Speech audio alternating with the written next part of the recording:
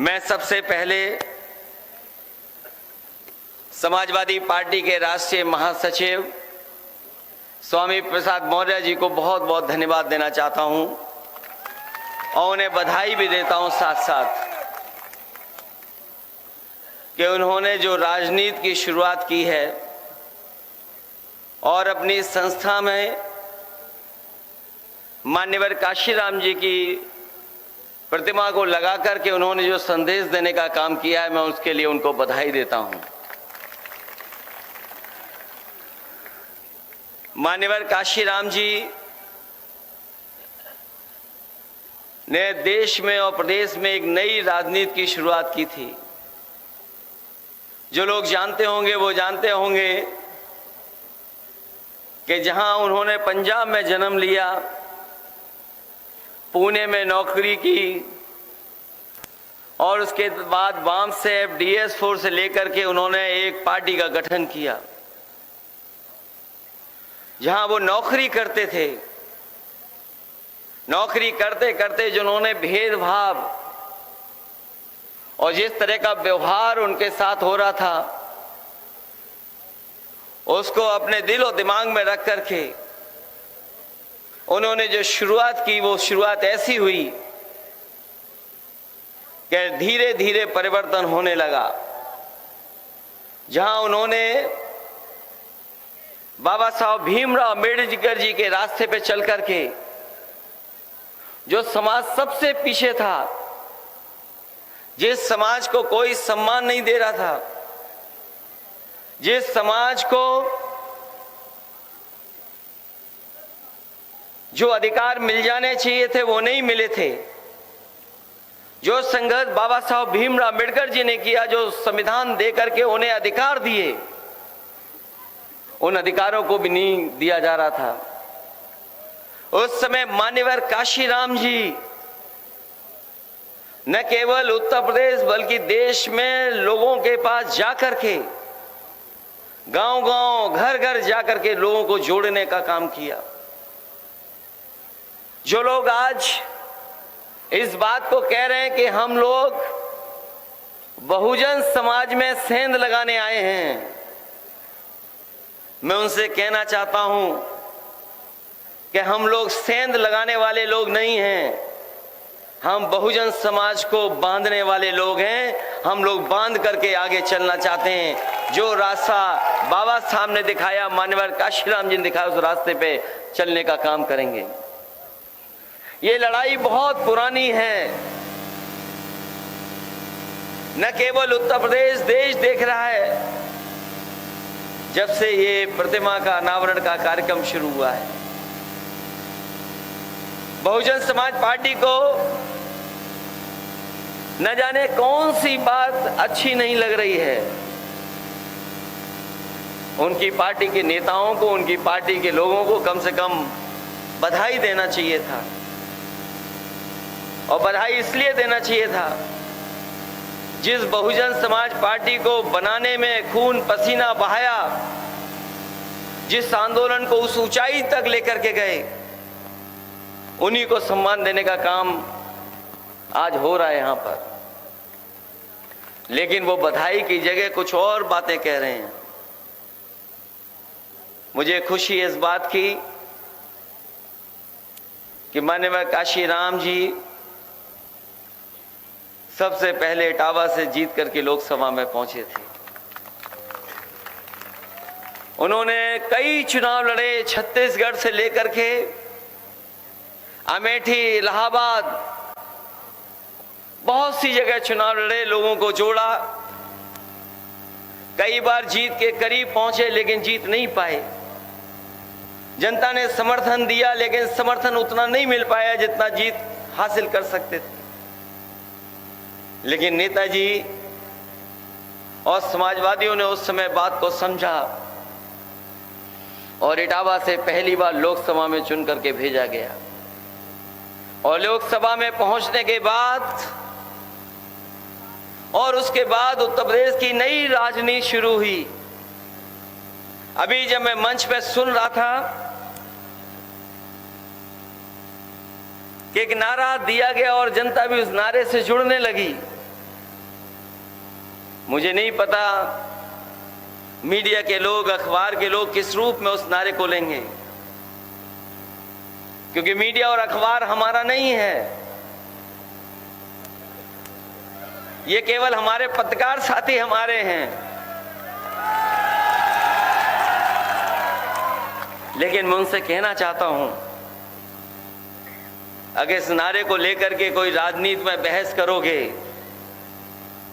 तो जब मैं पहला चुनाव लड़ रहा था कन्नौज में, जब नेताजी ने मुझे चुनाव लड़ाया कन्नौज में पहला, वो चुनाव भी ऐतिहासिक था, क्योंकि हमारे खिलाफ जिनको लड़ाया गया इसलिए लड़ाया गया कि वो जीते नहीं, लेकिन कम से कम समाजवादी पार्टी का नुकसान पहुंचा दें। जब मैं पहला चुनाव उपचुनाव लड़ रहा था तो मैंने गलियों में वो नारे सुने थे।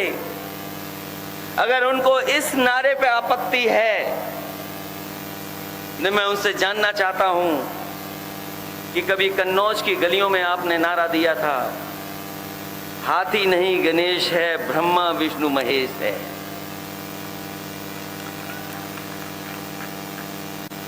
कन्नौज की गलियों में भारतीय जनता पार्टी के लोगों ने क्या ये नारा बुलंद नहीं किया था कि हाथी नहीं गणेश हैं, ब्रह्मा विष्णु महेश हैं? हमारे नारे में तो केवल एक भगवान जी का नाम आ रहा, वो भगवान जी का नाम नहीं है, क्योंकि असली नाम भगवान जी का अगर कोई लेता है तो जय शिया राम लेता है, जय श्री राम नहीं लेता। नाम शिया है, इसलिए बहस में हम नहीं पढ़ना चाहते। और अगर इस बहस में पढ़ोगे तो आपने भी बहुजन समाज पार्टी की 3 बार नहीं 4 बार सरकार बनाई है। अब वो नारा मैं नहीं दे सकता, वो नारा जो कभी दिया गया था बहुजन समाज पार्टी की तरफ से, इनको मारो। मैं नहीं बात कहूंगा, मैं बात इसलिए कह रहा हूं कि मीडिया उनका है, अखबार उनका है। कोई बात यहां से निकलेगी तो उसका रास्ता और रूप क्या होगा, इसलिए मैं ये 2 नारे याद दिला रहा हूं। अगर आप उस नारे पर बहस करोगे तो हम इन 2 नारों पर बहस करेंगे कि तुमने 2 बार नहीं, 3 बार नहीं, 4 बार सरकार बहुजन समाज पार्टी की इन्हीं नारों को लेकर के सरकार बीजेपी ने बनवाने का काम किया था। अगर आज जरूरत किसी बात की है तो समाज को जोड़ने की बात हो, और मैं आपको भरोसा दिला सकता हूं, समाजवादी आंदोलन जो नेताजी ने शुरू किया, जो डॉक्टर राम मनोहर लोहिया ने जो रास्ता दिखाया, वो वही रास्ता है जो बाबा साहब का रास्ता है, वो वही रास्ता है जो मान्यवर काशीराम जी जिस रास्ते से चले हैं। कोई दूसरा रास्ता नहीं है। और जो लोग नारा ये दे रहे हैं, सबका साथ, सबका विकास, सबका विश्वास, मैं उनसे जानना चाहता हूं कि जब तक समाज नहीं गिना जाएगा तब तक सबका साथ, सबका विकास कैसे संभव है? अगर आप चाहते हो कि सबका साथ, सबका विकास हो तो जाति जनगणना होनी चाहिए, और बिना जाति जनगणना के न सामाजिक न्याय संभव है और न ही सबका साथ, सबका विकास संभव है। क्योंकि जिस रास्ते पर भारतीय जनता पार्टी देश और समाज को ले जा रही है, हमारे आपकी कोई पहचान नहीं होगी, हमारी आपकी कोई गिनती नहीं होगी।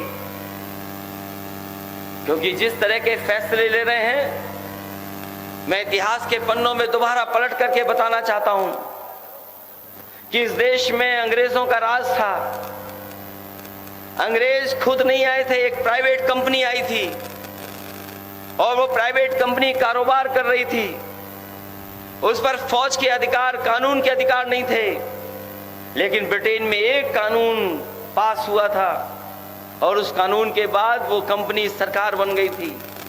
और आज हम देखते हैं कि ये सरकार लगातार वो कानून लागू कर रही है जिससे कि हर चीज प्राइवेट हाथ में चली जाएगी। अगर प्राइवेट हाथ में चली जाएगी तो बताओ हमें जो अधिकार मिला, जो सम्मान मिला, वो कैसे मिलेगा? जो सरकारी नौकरियों में आरक्षण था, भागीदारी थी, आखिरकार वो कैसे मिलेगी? और अगर आप देना चाहते हैं तो हम बहुजन समाज के लोग केवल एक ही चीज चाहते हैं कि हमारी भी गिनती हो जाए और गिनती के हिसाब से हमें हक और सम्मान मिल जाए। लड़ाई बड़ी जरूर है, लंबी लड़ाई भी है। हम समाजवादियों ने कोशिश कई बार की है, कई एक्सपेरिमेंट किए, कांग्रेस का साथ भी लिया, बहुजन समाज पार्टी को भी हम लोगों ने साथ लाने का काम किया। बहुजन समाज पार्टी जो 0 से 10 पहुंच गई थी, 0 से 10, लेकिन इस बार तो हम देख रहे हैं समाजवादी पार्टी में सब बहुजन समाज पार्टी के नंबर 1 के नेता हमारे साथ आ गए हैं। ये वो नेता हैं जो कभी उस दल में नंबर 1 पर थे। सोचो 10 में से 1 हटा दोगे तो क्या बचेगा? इसलिए मैं आपसे सावधान करने आया हूं। कई बार भारतीय जनता पार्टी दूसरों का साथ लेकर के हमला करती है, दूसरों का साथ लेकर के चुनाव लड़ती है। इसलिए सावधान रहना पड़ेगा भारतीय जनता पार्टी से, और भारतीय जनता पार्टी के जो सहयोग कर रहे हैं इनडायरेक्ट, उनसे भी सावधान रहना पड़ेगा। क्योंकि अगर हम उन दलों से सावधान नहीं हुए तो हम लोग लड़ाई में कामयाब नहीं होंगे। इधर बहस छिड़ी है कि पढ़ाई में कौन आगे है। वो बात मैं नहीं कहूंगा जो दूसरे दल के नेता कह रहे हैं। ना हम मार्कशीट मांग रहे हैं, ना कोई सर्टिफिकेट मांग रहे हैं। हम तो ये कह रहे हैं कि दिल्ली वाले ज्यादा पढ़े लिखे हैं कि यूपी वाले ज्यादा पढ़े लिखे हैं। अगर दिल्ली वाले ज्यादा पढ़े लिखे हैं तो यूपी वाले नंबर 2 पर हैं, और यूपी वालों की पढ़ाई लिखाई तो हमने देख ली है। अब सदन में देख ली उनकी पढ़ाई हमने। ऐसी सरस्वती उनके ऊपर आई, छाई, कि उन्होंने कह दिया 56 में 46 यादव हो गए। 46 में 56, इसका मतलब मैं सही बोल रहा था, आप गलत बोल रहे हो। हमने आपने पढ़ाई देख ली उनकी, क्या बोले 46 में 56, और वे भूल गई ये बात कि ये बात तो सब YouTube पर भी है, सोशल मीडिया पे भी है। जो बात मैंने कही वही सदन में कह रहे थे कि उनके नेता ने झूठ नहीं बोला। उनके नेता कह रहे थे कि 56 में 46 हैं, लेकिन वो ये बात भूल गए कि उन्होंने कहा था कि 46 में 56 हैं। 46 में 56। और जब मैंने सूची मांगी कि भाई सदन में हमें वो दे दो जो 46 हुए हैं हमारे, आज तक सूची नहीं दी। बताओ उन्होंने झूठ बोला कि नहीं बोला? और केवल एक बार झूठ नहीं बोला उन्होंने। जिन्होंने बजट को देखा होगा, बजट में क्या कहा कि हमने इतने रोजगार दे दिए, इतने नौकरी दे दी हैं कि उत्तर प्रदेश में अब बेरोजगारी दर केवल 4 कुछ बची है। और इसका मतलब यह है कि 100 में 4 ही केवल बेरोजगार गांव में बचे हैं। बस अब सबको रोजगार मिल गया है। अरे आप तो गांव वाले लोग हैं, गंगा किनारे वाले लोग हैं, तो मैं गंगा की कसम ये बताओ, गंगा माँ की कसम सच बोलना, गांव में 100 में 4 बेरोजगार हैं क्या? पूरे के पूरे बेरोजगार हैं। और अभी जब सरकार ने अपनी छठी मनाई, जब सरकार के 6 साल पूरे हुए तो छठी मनाई उन्होंने, और उन्होंने कहा कि हमने इस बार उत्तर प्रदेश में प्रति व्यक्ति आय दोगुनी कर दी है। यहां तो सब गांव वाले हैं, खेती बाड़ी भी होगी, कुछ लोग तो छोटा मोटा कारोबार भी करते होंगे। बताओ कितने लोगों की आय दोगुनी हो गई। इस छठी पर कहा, वो देख लेना अखबार उठा करके, जब इस सरकार ने अपनी छठी मनाई तो कहा कि हमने प्रति व्यक्ति आय दोगुनी कर दी। मुझे लगता है कि मुख्यमंत्री जी ने जो हिसाब किताब मांगा वो अपने अधिकारियों से मांग लिया हिसाब किताब।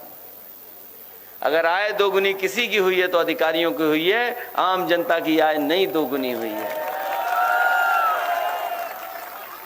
और फिर एक सपना दिखा रहे हैं, मैंने फिर देखा अभी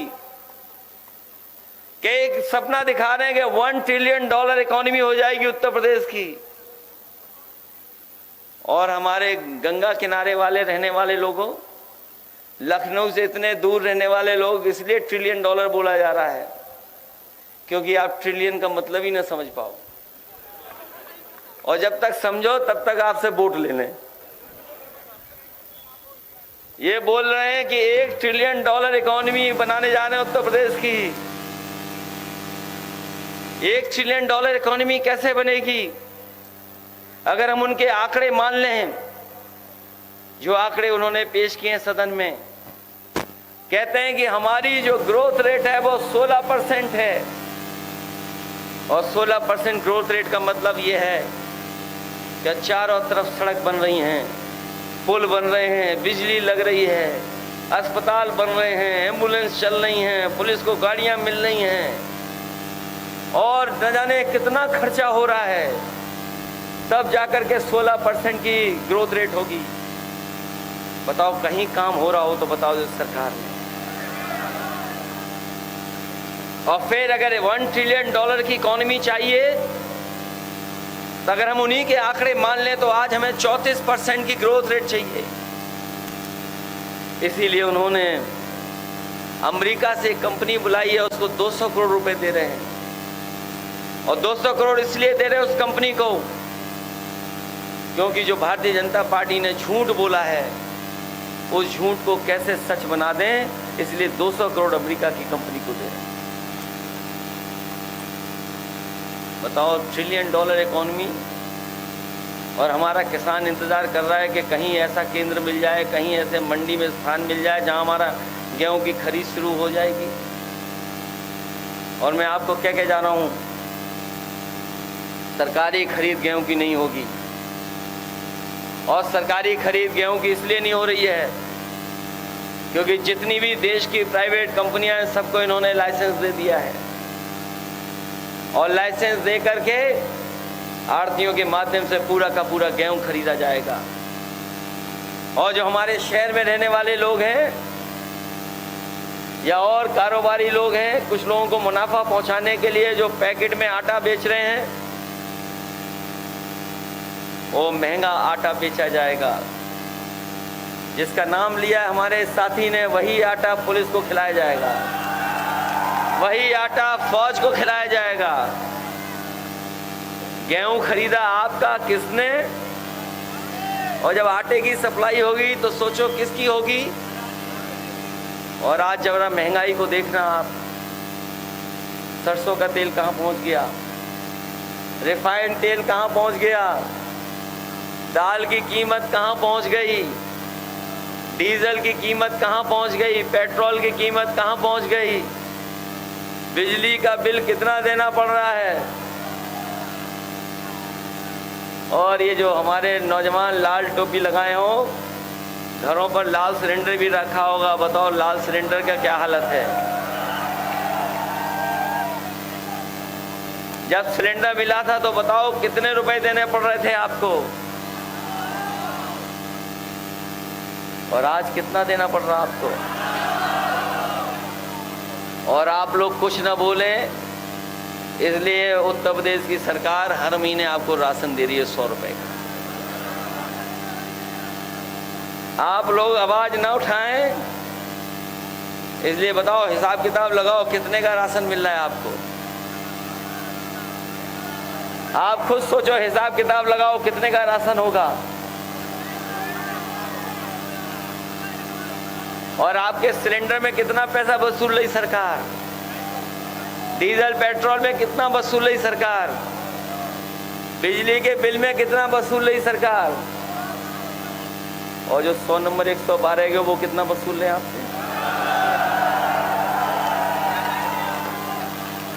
ये जो 100 नंबर शुरू की थी इसलिए की थी जिससे कि हमारे गरीब की मदद हो, और अगर खेत में या कहीं कोई घटना हो जाए तो पुलिस समय पर पहुंच जाए।